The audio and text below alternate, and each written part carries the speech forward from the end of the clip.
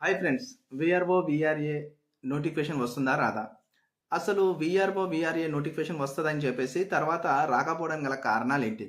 ఒకవేళ వస్తే ఎప్పుడొస్తుంది? అసలు విఆర్ఓ వ్యవస్థలో ఉన్న అప్డేట్ ఏంటి? అసలు నిజంగానే విఆర్ఓ వ్యవస్థ అనేది ఇప్పుడు సక్సెస్ అవుతుందా కాదా? మరి సంక్రాంతి వరకు కొత్త విఆర్ఓలను తీసుకోవాలని చెప్పేసి ప్రభుత్వం అనుకుంటుంది. ఈ కొత్త విఆర్ఓలను వాళ్ళ పాత విఆర్ఓ వ్యవస్థలో పనిచేసి ఇతర శాఖలోకి వెళ్ళిన వారిని మళ్ళీ తీసుకొచ్చి విఆర్ఓగా నియమించనుంది తెలంగాణ ప్రభుత్వం.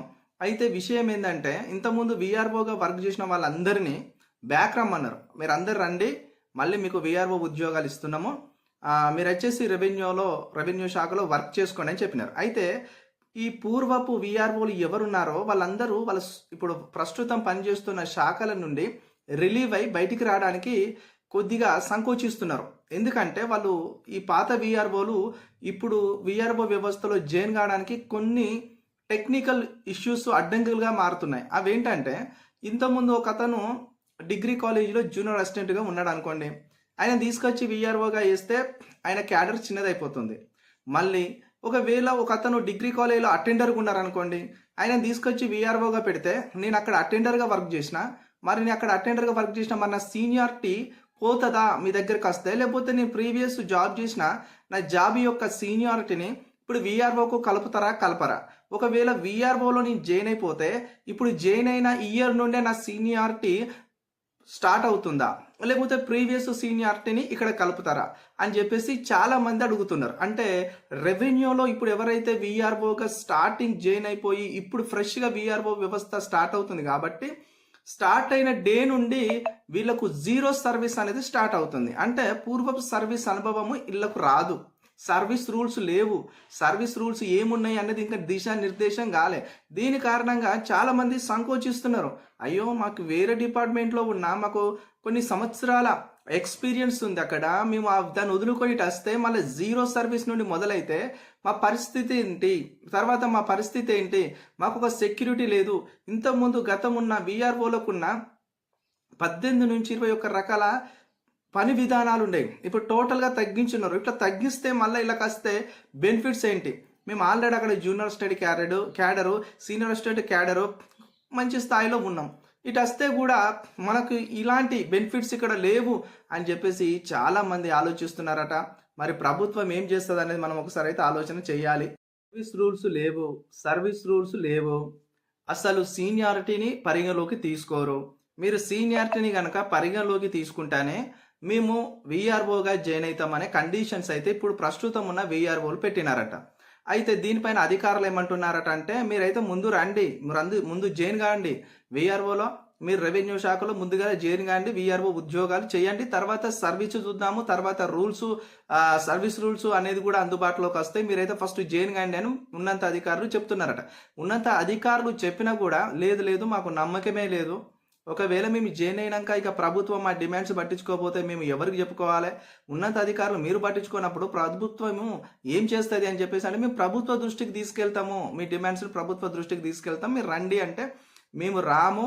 మీరు గనక మా పాత సీనియారిటీని ఇప్పుడు మేము జాయిన్ అవుతున్నాం కాబట్టి మాకు పాత సీనియారిటీని ఇప్పుడు కలిపితే, మీరు అదేవిధంగా సర్వీస్ రూల్స్ మాకు నియమ నిబంధనలు అన్నీ కూడా పెడితే మేము విఆర్ఓ ఎగ్జామ్ రాస్తాము, లేకపోతే రాయము, డిపార్ట్మెంటల్ టెస్ట్ రాస్తాము, లేకపోతే మేము రాయము అని పూర్వ విఆర్ఓలుగా వర్క్ చేసిన వాళ్ళు మళ్ళీ విఆర్ఓ వ్యవస్థ రావడానికి ఈ విధమైన కండిషన్స్ పెట్టిండ్రు. దీనికి అధికారులు తలకాయలు పట్టుకొని భర్జన పడుతున్నారంట. ఎట్లా వీళ్ళని ఒప్పించేది, ఎట్లా వీళ్ళని తీసుకొచ్చేది, ఇన్ని రకాల సమస్యలు ఉన్నాయి అని చెప్పేసి అనుకున్నాను. సో మరి వీటన్నిటికీ పరిష్కారం ఒకటి ఏకైక మార్గం. ఇన్ని చికాకులు, ఇన్ని టెక్నికల్ ఇష్యూస్ అన్నీ ఉన్న వీటిని డైరెక్ట్ రిక్రూట్మెంట్ ద్వారా ఒక 7 నుంచి 8 వేల విఆర్ఓల నోటిఫికేషన్ ఇస్తే వాళ్ళందరినీ కూడా, అంటే ఎట్లా అంటే మనకి ఇంతకుముందు 2020 ముందు 2019లో జూనియర్ పంచాయతీ సెక్రటరీస్ ఉండే. ఈ జూనియర్ పంచాయతీ సెక్రటరీస్ని జూనియర్ పంచాయతీ సెక్రటరీస్ అని పెట్టినారు. ఎందుకంటే అప్పుడు ప్రతి తండా ఒక గ్రామ పంచాయతీ అయింది, చిన్న ఆమ్లెట్ గ్రామాలన్నీ గ్రామ పంచాయతీలు అయినాయి.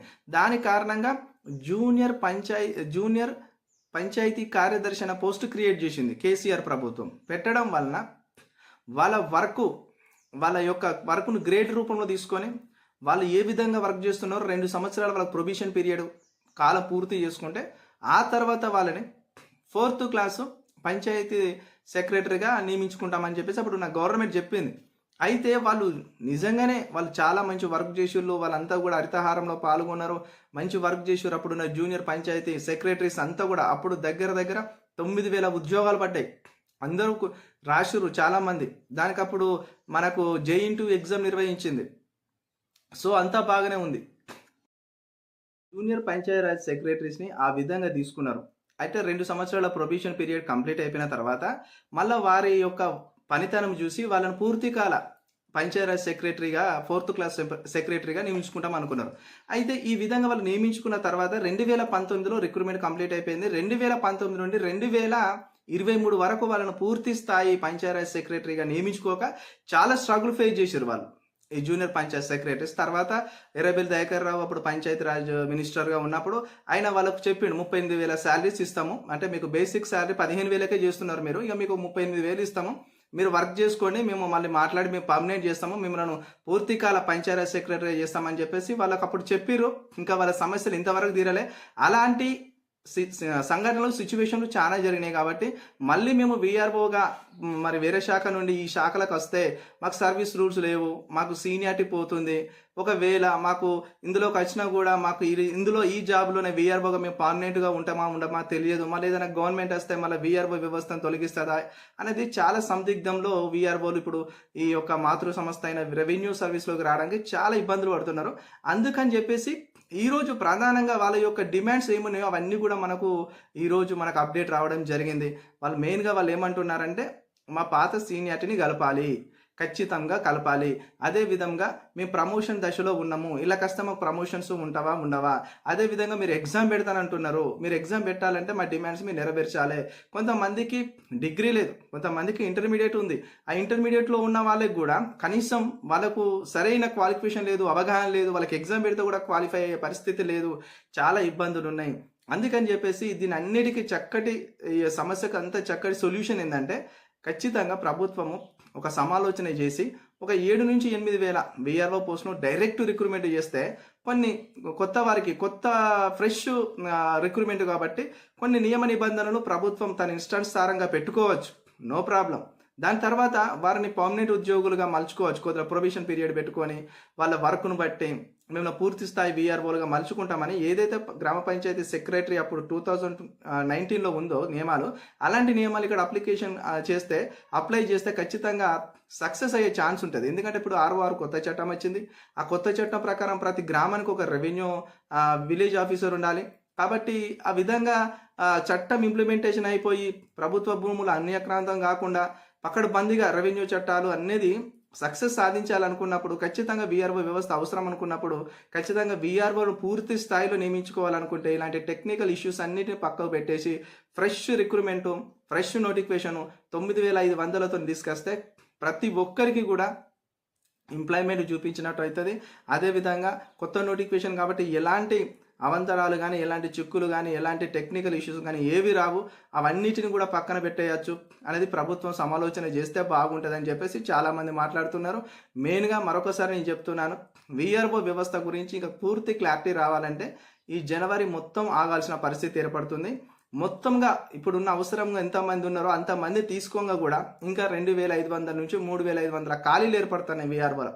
ఆ ఖాళీలను మరి డైరెక్ట్ రిక్రూట్మెంట్ చేస్తుందా, లేకపోతే ఇంటర్మీడియట్ క్వాలిఫికేషన్ ఉన్నా పర్వాలేదు వీళ్ళని తీసుకుందాము, ఖచ్చితంగా రెవెన్యూ వ్యవస్థలో వీఆర్ఓలు అందరినీ తీసుకొచ్చుకుందాము అని చెప్పేసి గవర్నమెంట్ అంటుకున్నదా, మరి గవర్నమెంట్ మొండిగా పోతుందా, ఆలోచిస్తుందా, మరి ఏమనుకుంటుందా అనేది మరి ఇంకో కొన్ని రోజులు అయితే ఖచ్చితంగా పూర్తి క్లారిటీ ఏర్పడే అవకాశం అయితే ఉంటుంది.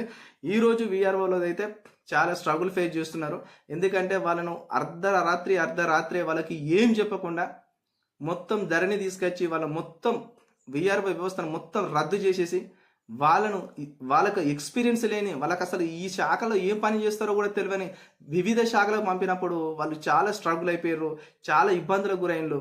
అసలు రెవెన్యూ వ్యవస్థలో ఉండే వాళ్ళ సర్వీసు, వాళ్ళ రూల్స్ వేరు, వాళ్ళ వర్క్ పనితనం వేరు. వాళ్ళని తీసుకుపోయి ఎడ్యుకేషన్ డిపార్ట్మెంట్లో, టెక్నికల్ ఎడ్యుకేషన్లా ఇరిగేషన్ డిపార్ట్మెంట్ల ఆ విధంగా వివిధ డిపార్ట్మెంట్ల వేసినప్పుడు పాపం వాళ్ళు ఎంత స్ట్రగుల్ ఫేస్ అయినలో చాలా మంది చెప్పిన సందర్భాలు ఉన్నాయి. కాబట్టి అవన్నీ మరి ఎదుర్కొన్నాం, అన్ని కష్టాలు పడ్డాం, అన్ని నష్టాలు కూర్చుకున్నాం. మళ్ళీ మమ్మల్ని తీసుకొచ్చి రెవెన్యూ వ్యవస్థలో తీసుకొస్తే మళ్ళీ తర్వాత ఏమన్నా మార్పులు చేయరాని శాఖపరమైన మార్పులు జరిగితే మళ్ళీ మా పరిస్థితి ఏందని చెప్పేసి వీఆర్ఓలు ప్రతి ఒక్కరు ఆలోచించే పరిస్థితి ఏర్పడుతుంది. కొత్త వీఆర్ఓలతోనే సజావుగా పరిపాలన సాగే అవకాశం అనేది ఏర్పడుతుంది. కాబట్టి అతి త్వరలో ప్రభుత్వం దీని మీద సమాలోచన చేసి ఫ్రెష్ నోటిఫికేషన్ వీఆర్ఓ తీసుకొస్తే అందరికీ బాగుంటుందని అనుకోవడం జరుగుతుంది. ఛానల్ చూసిన ప్రతి ఒక్కరు లైక్ చేయండి, కామెంట్ చేయండి, సబ్స్క్రైబ్ చేయండి.